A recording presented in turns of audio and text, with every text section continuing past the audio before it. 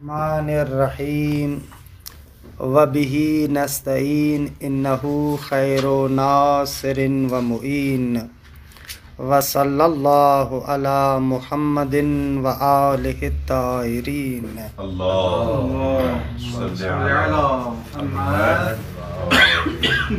الحمدللہ ہماری گفتگو کفایت الاصول میں صحیح ہو اعم کے بیان میں ہے۔ بحث کی تھوڑا سا خشکی سے باہر نکلنے کے لیے ثمرہ عملی کے لحاظ سے ایک آدھ مثال ذکر کرتے ہیں جو بزرگان نے فقہا نے اس قاعدے کو مد نظر رکھتے ہوئے اپنے فتاویٰ کے اندر اس کو ذکر کیا ہے کہ اس بحث کا وہاں پر ایسے بھی اثر ہوتا ہے۔ مثلاً ایک آدھ مثالیں جیسے امام خمینی رحمۃ اللہ علیہ اپنی کتاب کے اندر اس نقطے کو ذکر کرتے ہیں، نماز کے جتنے بھی اجزاء ہیں نا، مثلا تشہد ہے، رکوع ہے، سجود ہے، ان کے بارے میں ہمارے پاس اطلاق لفظی موجود ہے۔ بعض روایات میں یتشہد، یرکع، یسجد، ایسے اطلاقات لفظی ہمارے پاس موجود ہے۔ اچھا، اب اگر تشہد میں جو معروف اذکار ہیں ان کے علاوہ اگر کسی شیء زائد میں شک کریں، درست ہے، کسی شیء زائد میں شک کریں، مثلا فرض کریں طمأنینہ، تشہد پڑھتے وقت طمأنینہ بھی آیا ضروری ہے یا ضروری نہیں ہے، یا توالی پے در پہ اس طریقے سے پڑھنا ضروری ہے یا ضروری نہیں ہے، تو یہاں پر اگر ہم اعمی ہیں تو اطلاق سے تمسک کر سکتے ہیں۔ ہم کہیں گے کہ توالی بھی ضروری نہیں ہے، طمأنینہ بھی ضروری نہیں ہے۔ اگر صحیح ہیں تو ہم ان اطلاقات سے تمسک نہیں کر سکتے، درست ہے، کیونکہ صحیح کے اعتبار سے خب اگر اس چیز کے اندر شک ہو رہا ہے تو اصلاً شک ہو رہا ہے کہ آیا عنوان تشہد صدق می کنے یا نہ می کنے، مثلاً ایسے۔ یا اسی طریقے سے آغا خوئی رحمۃ اللہ علیہ اپنے بحث میں معاذرات میں اسی بحث کے اعتبار سے ذکر کرتے ہیں کہ مثلاً روزے کے اعتبار سے خب ہمارے پاس اطلاق موجود ہے، کتب علیکم الصیام کما کتب علی الذین من قبلکم، درست ہے آقا؟ یہ اطلاق ہمارے پاس موجود ہے۔ حالانکہ جو چیزیں متیقن ہیں کہ روزے میں یہ ضروری ہے، خب جیسے امساک کرنا اکل و شرب سے، جماع سے، خب یہ متیقن ہے۔ اگر فرض کریں کہ کسی جگہ پر ہمیں شک ہو جائے،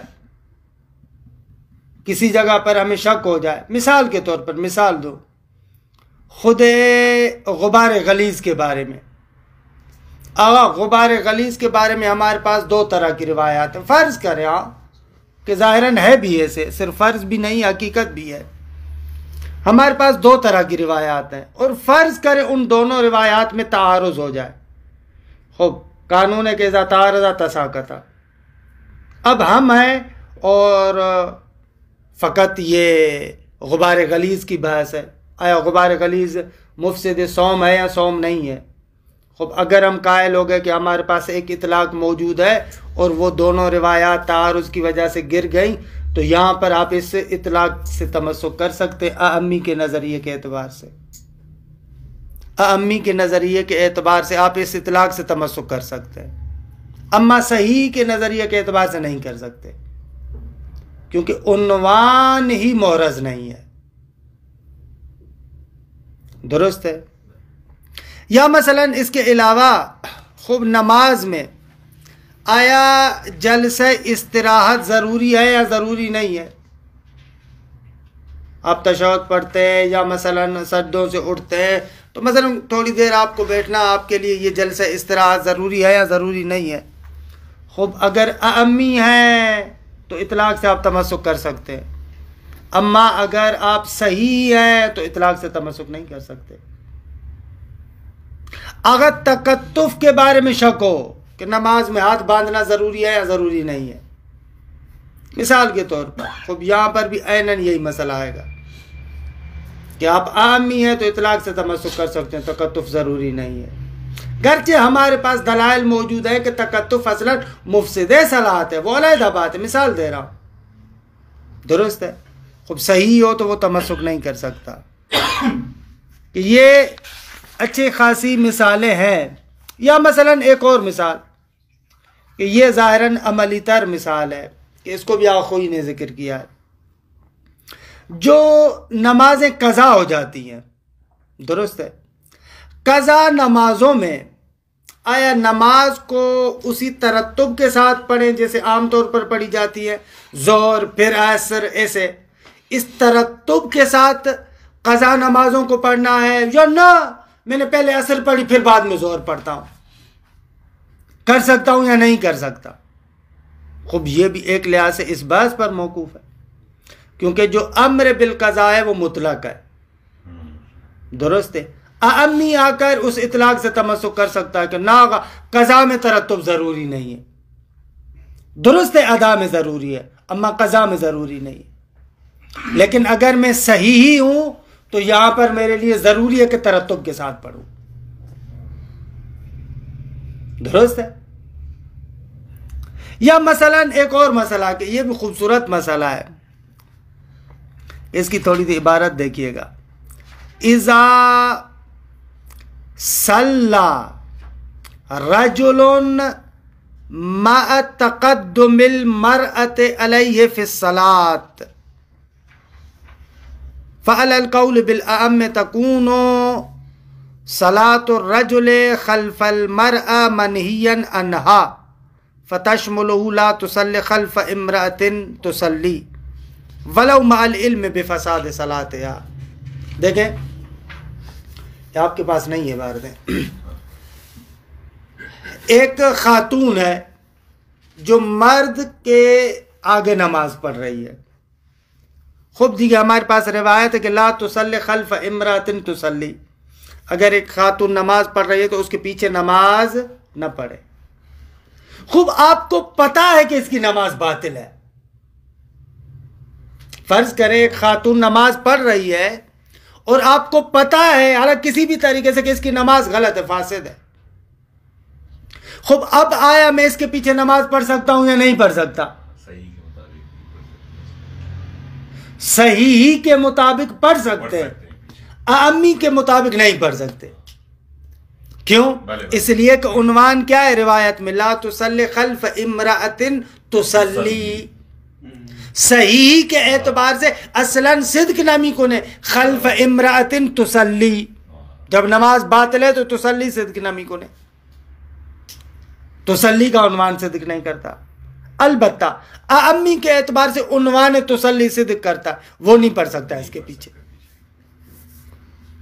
یہاں عام نماز کی بات ہے، جماعت کی نماز کی؟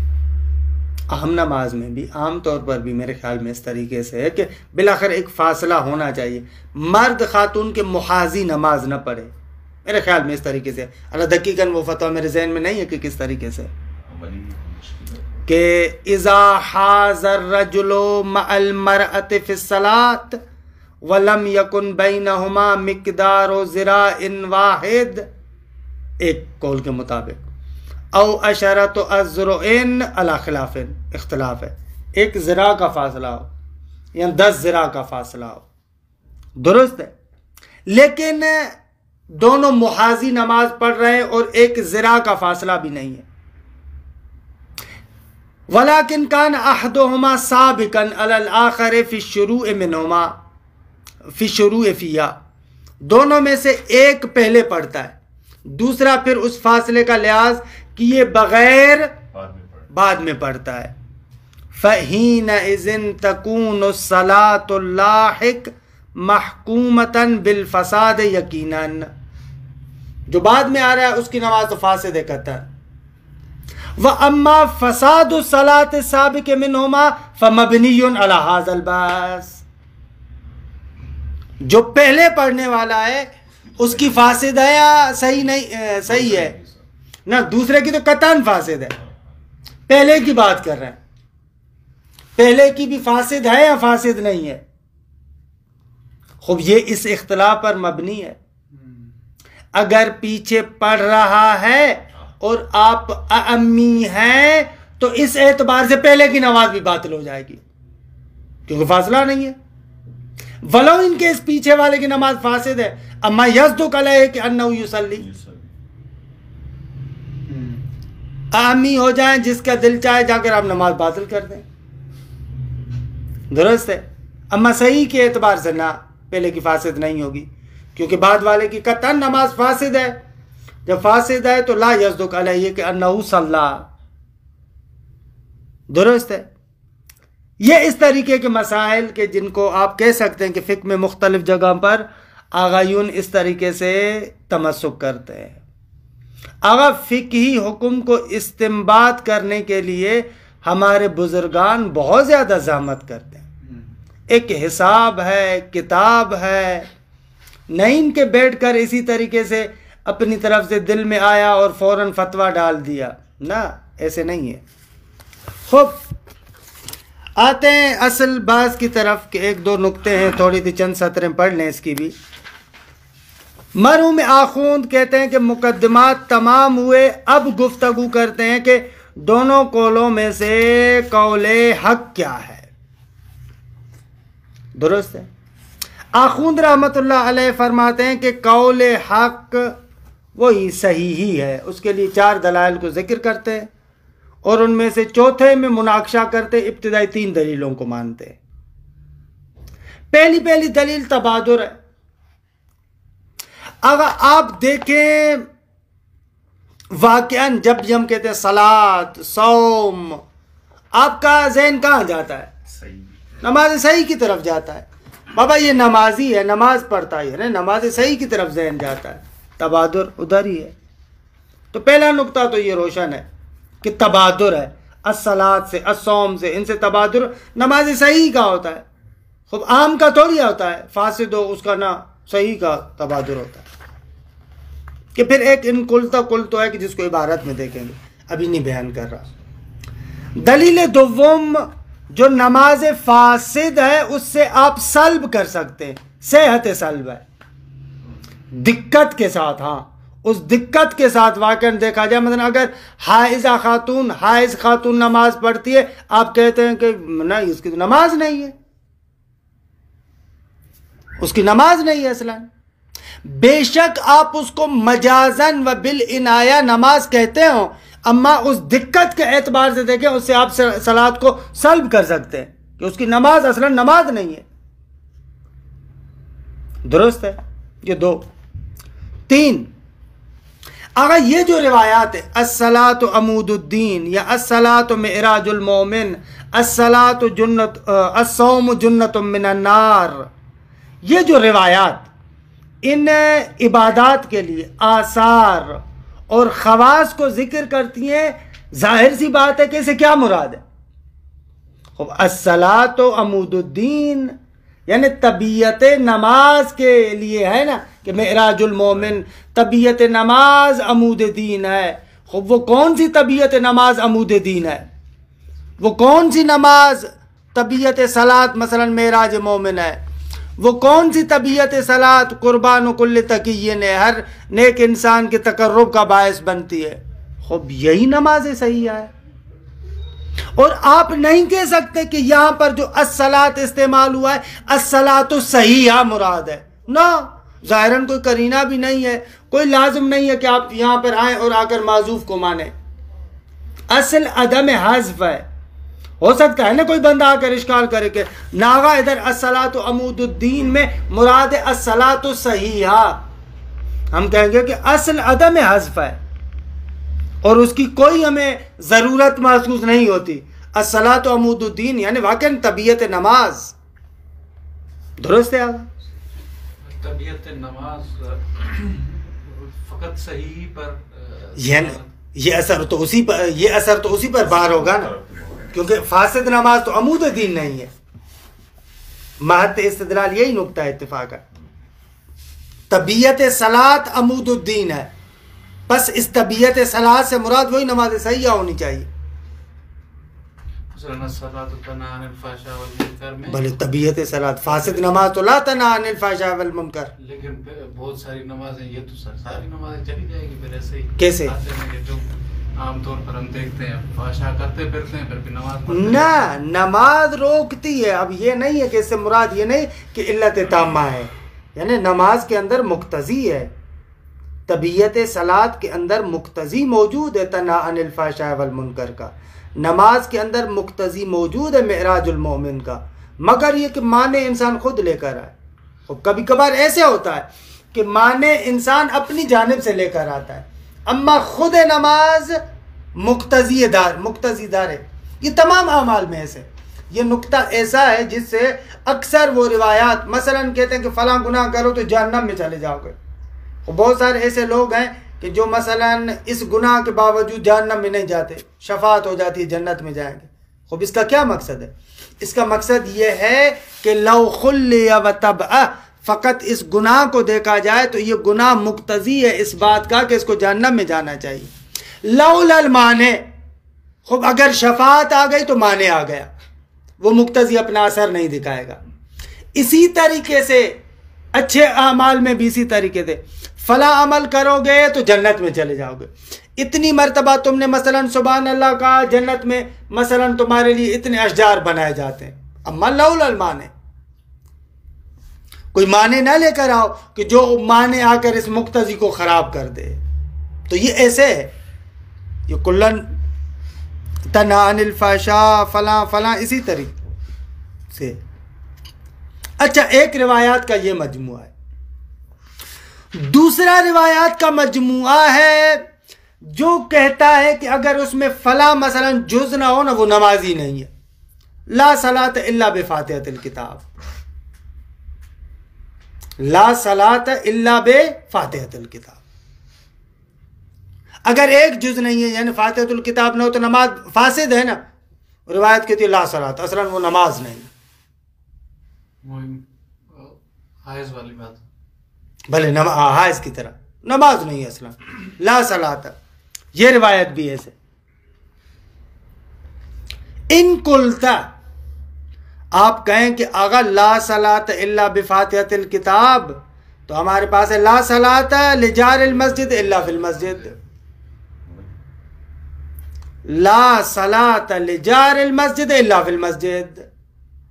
بقول آپ کے جو نماز کے پڑوس میں مسجد کے پڑوس میں نماز پڑھتا ہے ان سب کی نماز باطل ہو، نماز ہی نہیں۔ خب یہ کرینہ ہے کہ وہ جو ہے لا صلاۃ الا بفاتحۃ الکتاب، یہ تعبیر یا نفی صحت کے لیے ہے یا نفی کمال کے لیے ہے۔ لا صلاۃ یعنی لا صلاۃ صحیحہ الا فی، مثلا جو ہے وہ کیا ہے، الا بفاتحۃ الکتاب، یا اس قسم کی روایت کہ لا صلاۃ لجار المسجد الا فی المسجد، یعنی وہ نماز کامل نہیں ہے، نماز کامل نہیں ہے، اس کی نفی ہے، نفی کمال ہے، درست ہے۔ بس اس سے آپ نتیجہ نہیں لے سکتے کہ یہ جو روایات کہتی ہیں لا صلاۃ الا بفاتحۃ الکتاب، اس سے مراد یہ کہ اگر نماز فاسد ہو جائے، ایک جز نہ ہو جائے تو وہ حقیقتاً نماز نہیں ہے، یعنی نماز صحیحہ نہیں ہے۔ کرینہ یہ روایت ہے۔ جواب، ناغا نہ صحت کو ہم مقدر مانتے ہیں، نہ ہی جو ہے وہ کیا کمال کو مقدر مانتے ہیں۔ اگر اس کا کیا جواب دیں گے؟ خوب یہاں پر کرینہ موجود ہے، لا صلاۃ لجار المسجد الا فی المسجد، یہاں پر بھی بقول مروم آخون کے یہاں پر بھی نفی حقیقت صلاۃ ہے، منتہا نفی حقیقت دو طریقوں سے، یا نفی حقیقت حقیقتاً ہے یا نفی حقیقت ادعاءً ہے۔ کبھی کبھار ایسے ہوتا ہے، عرفی مثال، گھر کے اندر ایک مرد بیٹھا ہوا ہے، چور آ گئے، لیکن وہ اتنا ڈرپوک ہے، اتنا ڈرپوک ہے کہ اصلا نام سن کے بالکل جو ہے وہ کہ چھپ جاتا ہے۔ خب آپ کہہ سکتے ہیں کہ لا رجل فی الدار، گھر میں مرد نہیں ہے، حالانکہ ہے، لیکن کیونکہ مثلا وہ بندہ کیا ہے، اتنا ڈرپوک ہے کہ جو رجل کا اثر ہونا چاہیے وہ اس پر بار نہیں ہو رہا، لہذا آپ ادعاءً کہتے ہیں لا رجل فی الدار. آخون کہہ رہے اینن اسی طریقے سے یہ جو کہا جا رہا ہے لا صلاۃ لجار المسجد الا فی المسجد، یہ اسی قبیل سے. اب بغل میں مسجد ہو پھر بھی گھر میں نماز پڑھو، وہ نماز اتنی فاقد کمال ہے کہ اصلا گویا کہ نماز ہی نہیں ہے. اس نقطے کو بیان کیا جا رہا ہے. بس یہاں پر بھی در حقیقت نماز خود حقیقت صلاۃ میں استعمال ہوئی ہے، وگرنہ اگر آپ یہاں پر نفی کمال و نفی صحت وغیرہ کو استعمال کریں تو وہ جو مبالغے کا نقطہ ہے وہ فوت ہو جائے گا، جس کی وجہ سے کہا جا رہا ہے لا صلاۃ لجار المسجد الا فی المسجد. وہ مبالغتاً وہ جو آپ تاکید کے عنوان سے، ایک اہمیت کے عنوان سے ذکر کرنا چاہتے ہیں، وہ نقطہ ہی فوت ہو جائے گا. درست ہے آقا؟ خلاصہ کلام یہ تینوں دلائل اس بات پر ہیں کہ نماز یا جو اسامی عبادات ہیں صحیح کے لیے وضو ہیں. بالکل ایسے. خوب دیکھیں وَكَيْفَ كَانَ، آغا مقدمات میں سے آپ جس مقدمے کو مانیں، جس ثمرے کو مانیں، آخری بحث کے ساتھ ثمرے میں سے جو نظر کی بحث میں ہوا، حالا اس کو آپ وہ قرار دیں قرار نہ دیں کہ گزشتہ بحث میں جو ہم نے کہا فَقَدْ اُسْتُدِلَّ لِلصَّحِيحِ بِوُجُوهٍ، صحیحی کے لیے چند وجوہ کے ساتھ استدلال کیا گیا ہے. احدها التبادر ودعوى ان المنسبق الى الاذهان منها هو الصحیح. اگر دعویٰ یہ ہے کہ اذہان کی طرف جو چیز سرعت کرتی ہے، سبقت کرتی ہے، منسبق ہوتی ہے، منها ان الفاظ عبادات میں سے وہ فقط صحیح ہے. ہاں حصر کے ساتھ فقط یہی منسبق ہوتا ہے. خوب آغا یہ آپ کیسی بات کر رہے ہیں؟ ایک طرف سے کہہ رہے ہیں کہ تبادر جو ان الفاظ عبادات کے لیے ہوتا ہے صحیح کا ہوتا ہے، اور دوسری طرف سے آپ کہہ رہے تھے کہ اگر کوئی جزئیت مشکوک ہو، شرطیت مشکوک ہو تو وہ اصلاً عنوان فوراً مجمل ہو جاتا ہے. ایک طرف سے آپ وہ کہہ رہے ہیں، دوسری طرف سے تبادر کی بات کر رہے ہیں، تو وہ اجمال اس تبادر کے ساتھ کیسے سازگار ہے؟ ایک طرف سے آپ کہہ رہے ہیں کہ الفاظ عبادات سے یہی صحیح کا تبادر ہوتا ہے، اور دوسری طرف سے کہتے ہیں کہ اگر کوئی جزء مشکوک ہو جائے، کوئی شرط مشکوک ہو جائے، فوراً وہ عنوان مجمل ہو جاتا ہے. خب یہ تبادر اس عنوان مجمل کے ساتھ کیسے سازگار ہے؟ جواب اس کا یہ ہے، اگر تبادر کے لیے ہم نے پہلے بھی بیان کیا تھا کہ علم تفصیلی کی ضرورت نہیں ہے، وہی جو آپ کے ذہن میں مرتقد ہے ہم ان کفایت میں کنے. مجملاً آپ نے دیکھا نماز ہے، فوراً آپ کا تبادر نماز صحیح کی طرف ہوتا ہے. اما وہ جو اجمال کی بات کریں مقام تفصیل کے مورد میں کہ آیا یہ واقعاً اس کا جز ہے جز نہیں ہے، یہ ان تفصیلات میں پڑھتے ہیں تو آ کر اجمال آتا ہے. لہذا وہ اجمال اور یہ تبادر آپس میں منافات نہیں رکھتے. ولا منافات بین دعوی ذالک، آگا یہ جو آپ نے دعویٰ کیا کہ تبادر اس نماز صحیح کا ہوتا ہے، اس کے درمیان وبین کون الالفاظ علی ھذا القول مجملات، اور اس قول کے مطابق جب صحیح کے ہم قائل ہو جائے تو الفاظ مجمل ہو جاتے ہیں. اگر کسی جز میں یا کسی شرط میں شک ہو، کہتے ہیں ان دونوں باتوں میں کوئی منافات نہیں ہے. فإن المنافات انما تكون فيما اذا لم تكن معانيها على هذا مبینة بوجہ. اگر منافات فیما اس مورد میں ہوگی، انما تکونو یعنی یہ منافات اس صورت میں ہوگی جب اذا لم تکن معانیہا، جب الفاظ عبادات کے معانی نہ ہو، علی ھذا یعنی صحیح کی مبنا کے مطابق، جب یہ الفاظ عبادات کے معانی اس صحیح کی بنا پر نہ ہو، مبینتاً بوجہ کسی بھی طریقے سے روشن نہ ہو، یعنی مجھول مطلق ہو، مجمل ہو، اس صورت میں درست ہے. اما اگر مجملاً طریقے سے یعنی اجمالی طریقے سے مختصر طریقے سے بابا یہ چیز ہے درست ہے، اس اعتبار سے بھی اتنا بھی ان کے اندر تبین ہو، روشنی ہو، وضاحت و تبادر کے لیے کافی ہے. تبادر کے لیے علم تفصیلی نہ میخواہ بھلے. وقد عرفت کونہا مبینتاً بغیر وجہن، اور آپ نے جان لیا کہ ان الفاظ عبادات کے جو معانی ہیں مبینتاً روشن ہے، بغیر وجہن بہت ساری وجوہ کی وجہ سے. بغیر وجہن یعنی ایک وجہ سے زیادہ. مثلا خوب یہ اثر ہے، یہ اثر ہے، یہ اثر ہے، یہ اثر ہے، ان کے ذریعے سے وہ چیزیں آپ کے لیے مبین ہے، روشن ہے. ثانیہ صحت و سلب عن الفاسد، دلیل دوم یہ ہے کہ جو فاسد ہے آپ اسے سلب کر سکتے ہیں. بسبب الاخلال ببعض اجزائه، حالا فاسد ہو کیوں؟ بسبب الاخلال ببعض اجزائه، خوب اس کے جو بعض اجزاء ہیں وہ مخل نہیں ہیں. او شرائط ہی ببعض اجزاء او شرائط، بعض اجزاء نہیں ہیں یا بعض شرائط نہیں ہیں. البتہ صحت و سلب بالمداقہ، بالمداقہ صحت و سلب کے متعلق ہے. صحت سلب اس دقت کے ساتھ.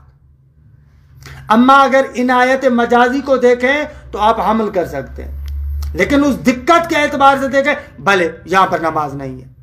وَإِن صَحَّ الْإِطْلَاقُ عَلَيْهِ بِالْعِنَایَةِ، اگرچہ اس فاسد پر اطلاق درست ہے بالعنایہ یعنی مجاز کے اعتبار سے، اما دقت کے اعتبار سے دیکھا جائے تو نہ نظر نماز نہیں. ثالثھا دلیل سوم الاخبار الظاہرۃ فی اثبات بعض الخواص والآثار للمسمیات، وہ اخبار کے جو ظاہر ہیں اس نقطے میں کہ بعض آثار بعض خواص ان مسمیات کے لیے ثابت ہے. اگر نماز کا یہ اثر ہے، اگر روزے کا یہ اثر ہے، یہ ان سے بھی یہی پتہ چل رہا ہے کہ مراد وہی طبیعت صلاۃ ہے. دیکھیے مثل الصلاۃ عمود الدین، عمود الدین، یا الصلاۃ معراج المؤمن، یا الصوم جنۃ من النار الی غیر ذلک. اس کے علاوہ جو آثار وغیرہ روایات میں بیان ہوئے درست ہے. ایک روایات کا یہ دستہ، یہ جو آثار ثابت کر رہا ہے خوب کس کے لیے؟ طبیعت صلاۃ کے لیے.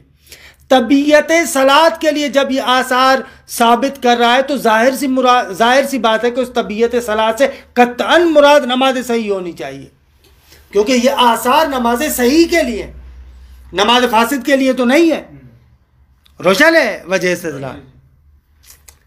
یا وہ روایت الاخبار الظاہرۃ فی نفی ماہیتها او طبائعها، حالا ان روایات کا بھی ظاہر کہ جو کہتی ہیں کہ بابا یہاں پر یہ ماہیت نماز نہیں ہے یا طبیعت نماز نہیں ہے، جو فاسد ہو جاتی ہے نماز کسی جز وغیرہ کی وجہ سے، تو وہاں پر روایات نے کہا اصلا نہیں نماز نہیں استغا، یہ تو اصلا نماز نہیں ہے.